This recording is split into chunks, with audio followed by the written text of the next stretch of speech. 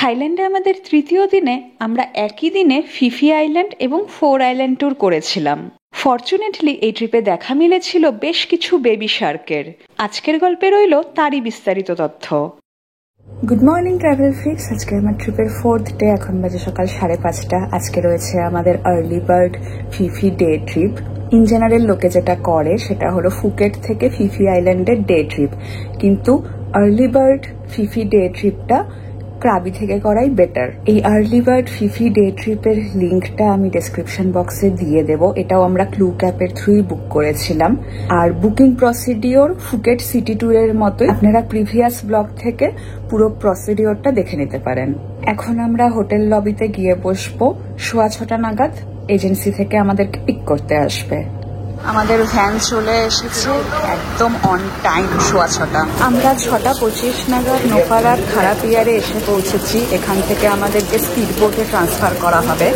Phi Phi আইল্যান্ডের national পার্কে ঢোকার জন্য পার হেড এখানে আমাদের 400 থাই ভাট করে এক্সট্রা পে করতে হচ্ছে এন্ট্রি ফি হিসাবে। আর এখানে আমাদেরকে ব্রেকফাস্টও প্রোভাইড করা হলো। এই ব্রেকফাস্ট আর লাঞ্চ আমাদের প্যাকেজেই ইনক্লুডেড রয়েছে। এখান থেকে আমাদের এই অরেঞ্জ ব্যান্ডটা দেওয়া হলো আইডেন্টিফিকেশনের জন্য। তো আমাদের ব্রেকফাস্টে আছে স্যান্ডউইচ, একটা জুস আর একটা প্যাটিস। এই হলো আমাদের বোট। এখন আমরা বোটে উঠবো।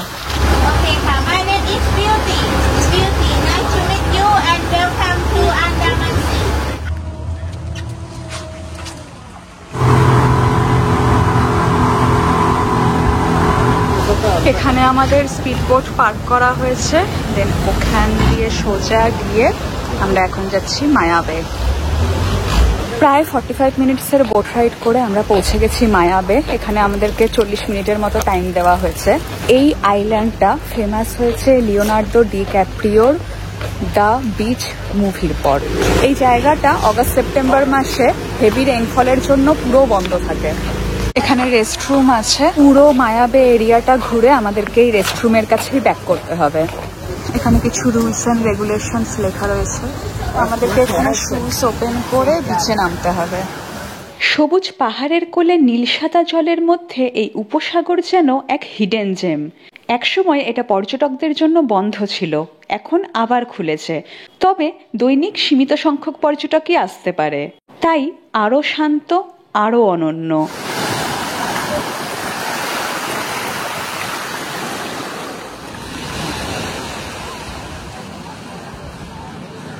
আমাদের মায়া বে ঘোরা কমপ্লিট। এবার আমাদের নেক্সট স্টপ হলো পিলে লাগুন।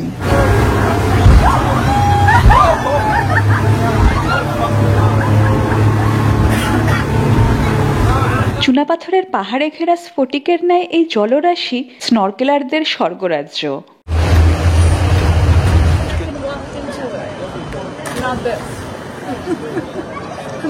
আমাদের পিলে লাগুন ঘোরা কমপ্লিট। ধীরে ধীরে রোদও উঠছে, ওয়েদার ক্লিয়ার হচ্ছে। আশা করছি এরকমই ওয়েদার থাকুক।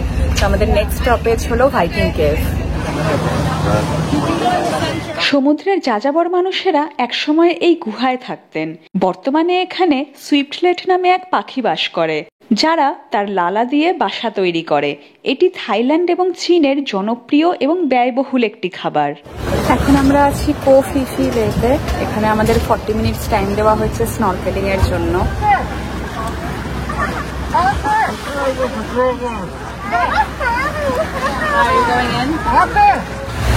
আমরা পৌঁছে গেছি মাঙ্কি বেতে। ফটো খিচবে।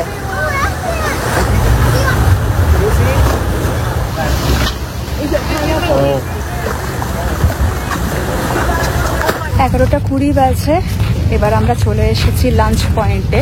ফিফি আরিদা রেস্টুরেন্টে আমাদের লাঞ্চ হবে। এখানে আমাদের খাওয়া দাওয়া, ঘোরাফেরা আর কেনাকাটার জন্য মোট 1 ঘন্টা দেওয়া হয়েছে। তো এখানে বুফে সিস্টেম রয়েছে। লাঞ্চ সারলাম ভাত, ইন্ডিয়ান স্টাইল চিকেন, থাই স্টাইল চিকেন, সালাড এবং পাট থাই নামক একটি স্থানীয় খাবার দিয়ে। এছাড়াও চা, কফি অ্যান্ড ফ্রুটসও রয়েছে। লাঞ্চ ডান। তো এখন আমরা যাব আমাদের next visiting point bamboo island.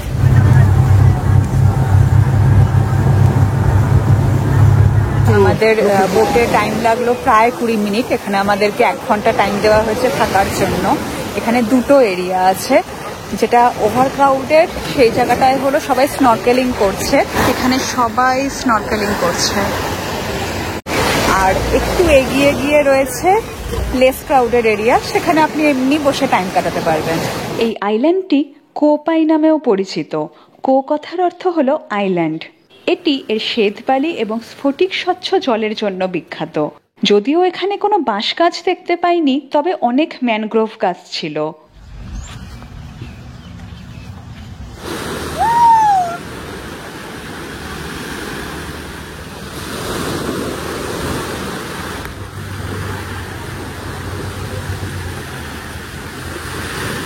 এখানে আমরা যেই আইল্যান্ডগুলায় ওয়াক করছি সবগুলো আইল্যান্ডেই মোটামুটি ক্যাফে, সুভেনিয়ার শপ, ওয়াশরুম এগুলো অ্যাভেলেবেল রয়েছে। স্নরকেলিং না করলেও খালি চোখেই এখানে সমুদ্রের স্বচ্ছ জলে বেশ কয়েকটি বেবি শার্কের দেখা মিলল।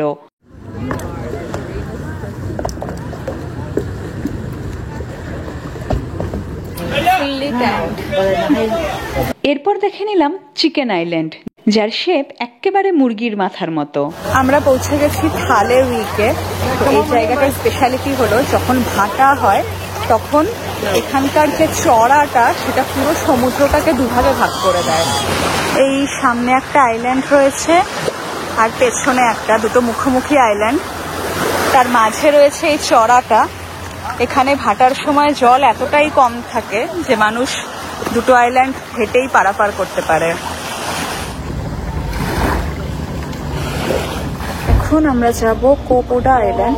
এই আইল্যান্ডটা ফেমাস হলো এখানে কখনো প্যার হের শুটিং হয়েছিল।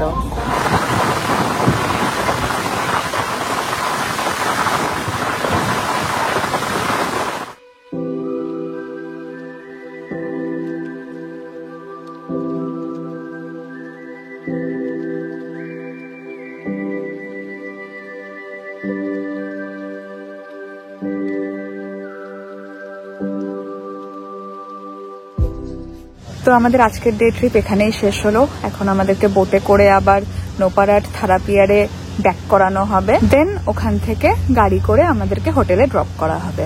আর তার আগে পিয়ারে অবভিয়াসলি আমাদেরকে এই ব্যান্ডগুলো ফেরত দিতে হবে।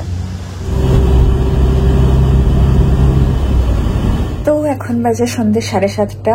আমরা এখন বেরোচ্ছি ডিনার করতে। আমরা আজকে একটু তাড়াতাড়ি ডিনার করে নিব, কারণ সারাদিন ভীষণ টায়ার্ড ছিলাম আর খাওয়া দাওয়াও ঠিক মতো করতে পারিনি। ডিনার করার পরে আমরা যাব আজকে ক্রাবি নাইট মার্কেটে। গতকাল অলরেডি আমরা আওনাং এর ল্যান্ডমার্ক নাইট মার্কেট ঘুরে নিয়েছি। আমরা আওনাং এ হোটেলে চেক ইন করার আগে যেই মার্কেটটায় ঘুরছিলাম, এখন আমরা সেই মার্কেটটাই ভিজিট করব। আমরা এই রেস্টুরেন্টে ঢুকছি, এখানে আমরা এখন ডিনার করব।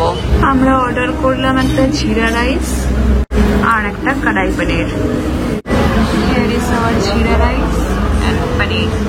রেস্টুরেন্টের খাবার মোটামুটি ভাবে ঠিকঠাকই ছিল। তো এখন আমরা বেরিয়েছি night market place Krabi explore করতে।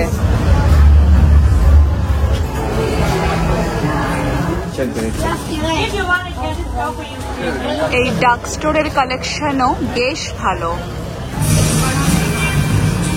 There are so many candies.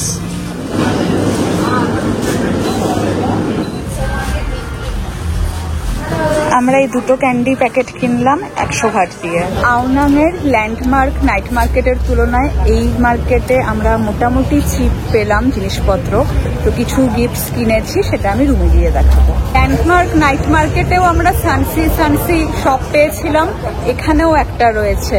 এই দোকানের কালেকশন আমার খুবই ভালো লাগলো। দিন শেষ হলো আওনাং বিচের ফেমাস ফায়ার শো দেখে।